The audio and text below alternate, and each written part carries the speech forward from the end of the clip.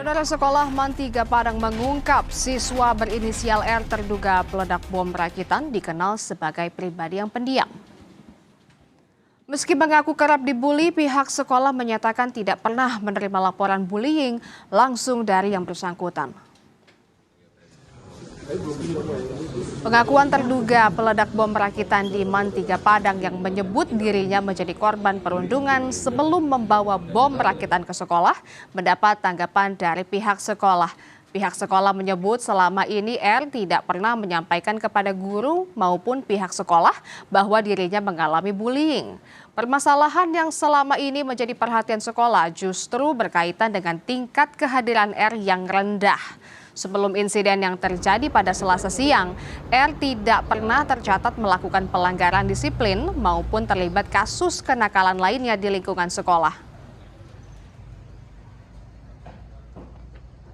Katanya ada anak ini pernah dibully, itu gimana? Pernah dengar sekolah?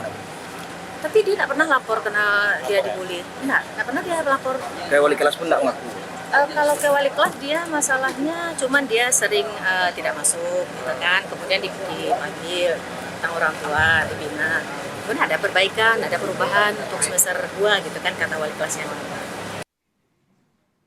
Sebelumnya, saudara seorang pelajar berusia 17 tahun membawa bom rakitan yang diledakkan di Madrasah Aliyah Negeri Man3 Padang, Sumatera Barat. Kepada polisi, pelaku mengaku belajar merakit bom melalui internet dan perakitan dilakukan di rumahnya tanpa sepengetahuan orang tua.